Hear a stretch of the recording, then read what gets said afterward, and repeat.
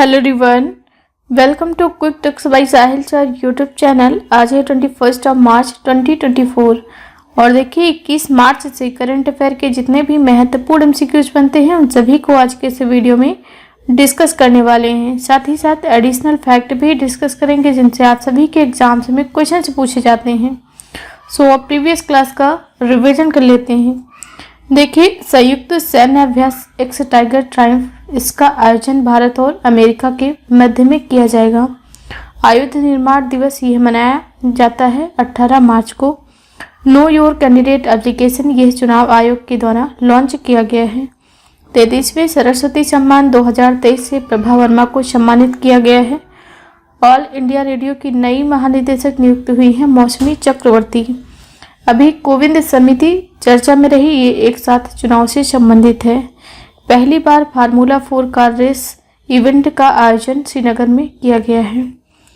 और अभी Byron Janice का निधन हो गया, ये पियानो वादक हैं। संगीत कलानिधि पुरस्कार से टीएम कृष्णा को सम्मानित किया गया है। और भारत का पहला आयुर्वेदिक कैफे ये नई दिल्ली में खुला है।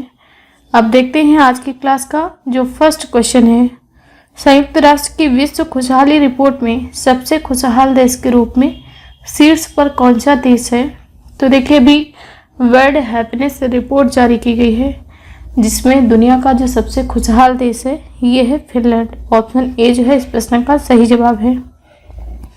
अच्छा, इस रिपोर्ट के अनुसार फिनलैंड टॉप पे है और सेकंड पोजीशन पे है डेनमार्क, तीसरे पायदान पे आइसलैंड है और चौथे स्थान पे है स्वीडन। तो ये चारों देश आप सभी को याद रखना है।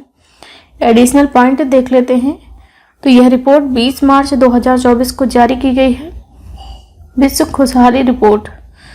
और देखिए, जो फिनलैंड है ये लगातार 7वें वर्ष दुनिया का सबसे खुशहाल देश बना है। विश्व खुशहाली रिपोर्ट में 143 देशों को शामिल किया गया है, जिसमें जो भारत है इसकी रैंकिंग क्या है? तो ये 126वें स्थान पर है और पिछली बार भी भारत 126वें स्थान पर रहा है। देखिए, ये जो नॉर्डिक कंट्रीज हैं यही इसमें टॉप पे हैं। जो विकसित देश हैं ये बड़े देश, टॉप 10 में कोई भी देश शामिल नहीं है, ठीक।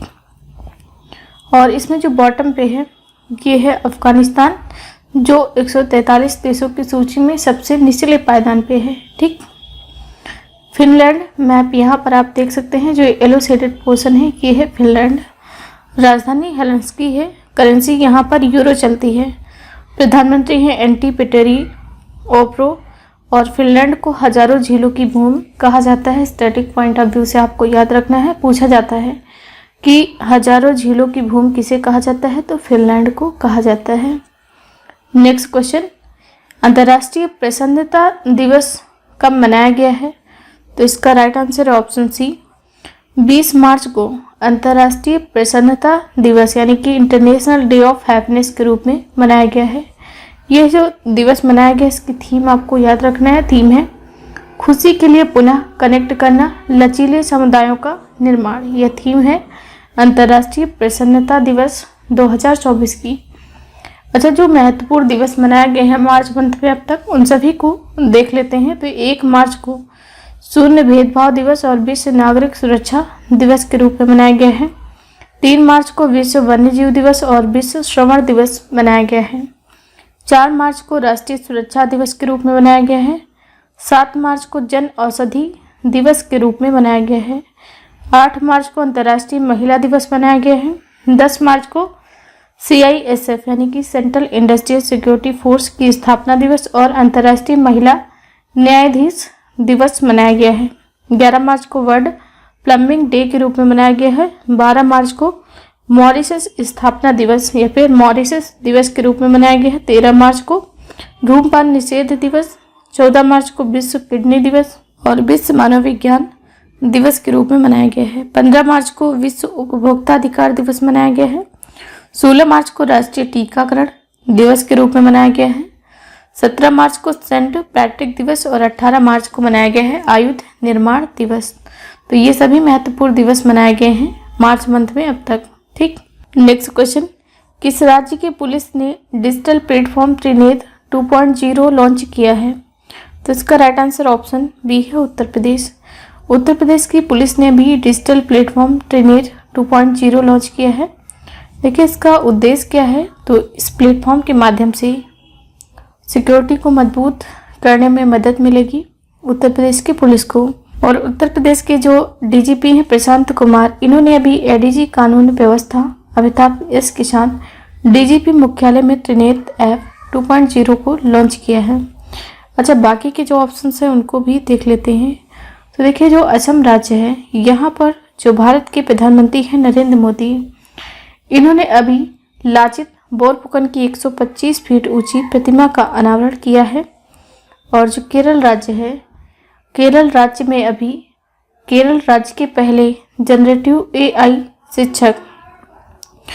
शिक्षक आयरिस को पेश किया गया है।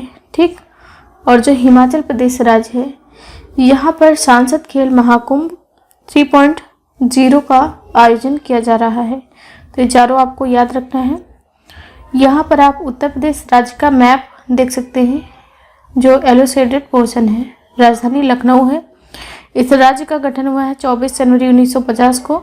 मुख्यमंत्री हैं योगी आदित्यनाथ जी, राज्यपाल हैं श्रीमती आनंदीबेन पटेल। लोकसभा की 80 सीटें हैं, राज्यसभा की 31 सीटें हैं, 403 है विधानसभा सीटें। और देखिए यहाँ की ऑफिशियल लैंग्वेज हिंदी और उर्दू है। जिलों की संख्या है 75। उत्तर प्रदेश का एकमात्र राष्ट्रीय उद्यान है दुधवा राष्ट्रीय उद्यान। और उत्तर प्रदेश राज्य में विधान परिषद भी है। तो विधान परिषद सीटों की जो संख्या है उत्तर प्रदेश में 100 है।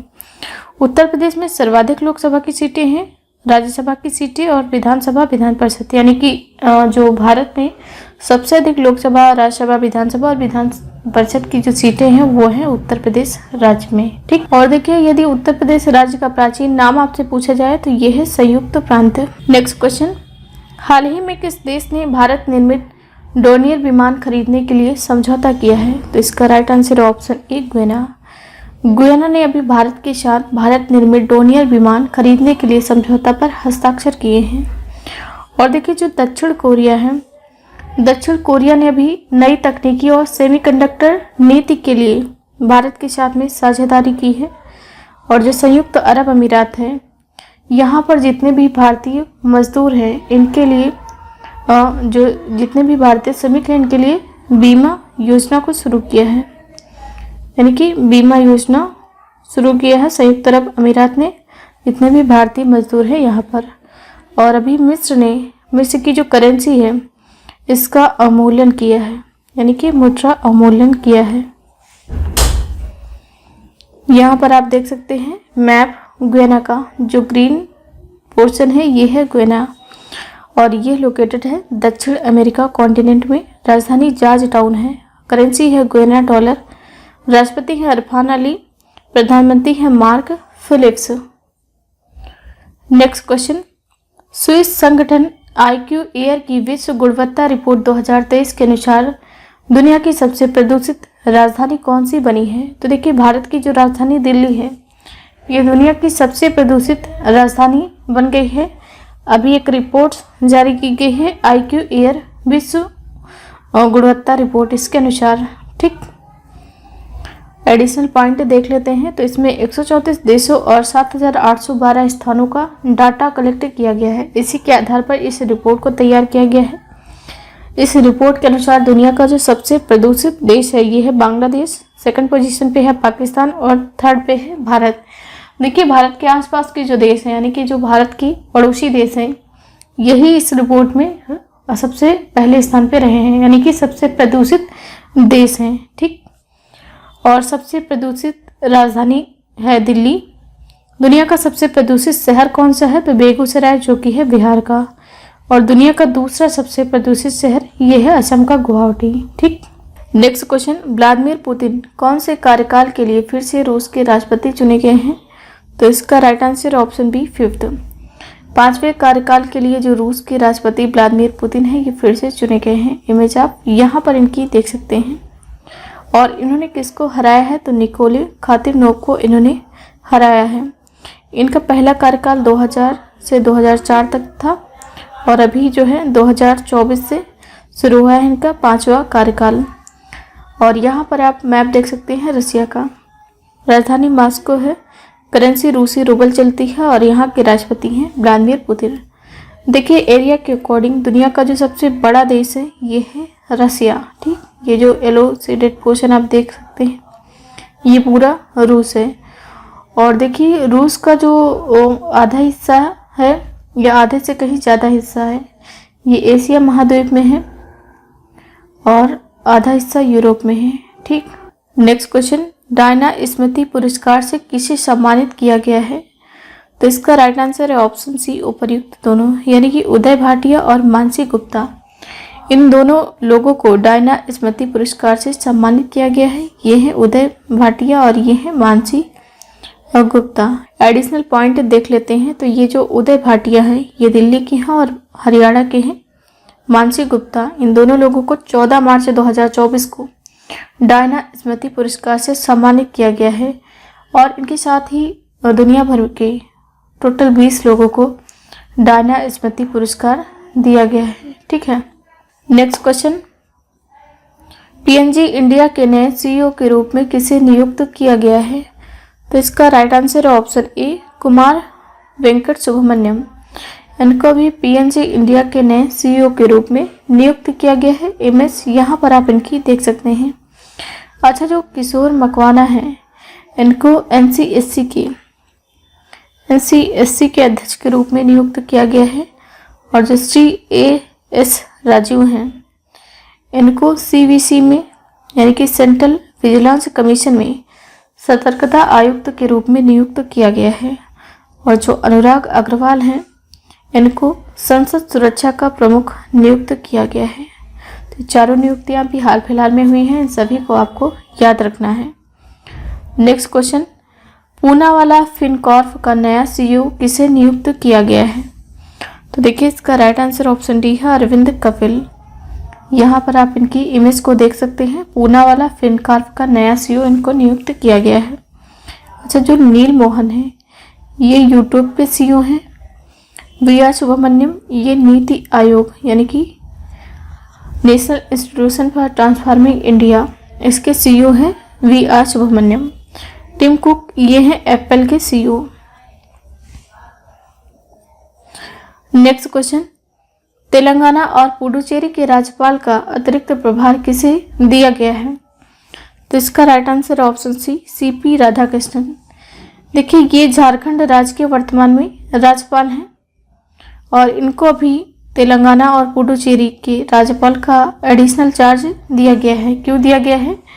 क्योंकि जो तेलंगाना राज्य की राज्यपाल तमिलिसाई सौंदरराजन हैं उन्होंने अभी रिजाइन दे दिया है और जो तेलंगाना राज्य की राज्यपाल थी तमिलिसाई सौंदरराजन उनके पास ही एडिशनल चार्ज था पुडुचेरी का।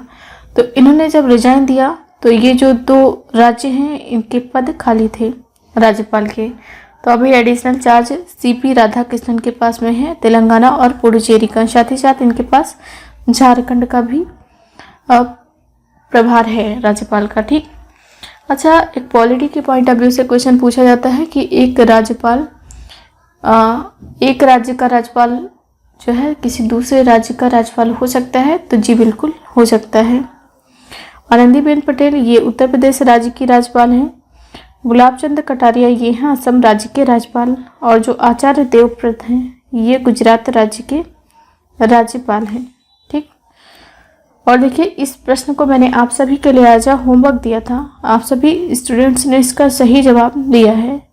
अंतर्राष्ट्रीय सौर गठबंधन का नया सदस्य देश कौन सा बना है? तो माल्टा बना है इंटरनेशनल सोलर अलायंस का नया मेंबर।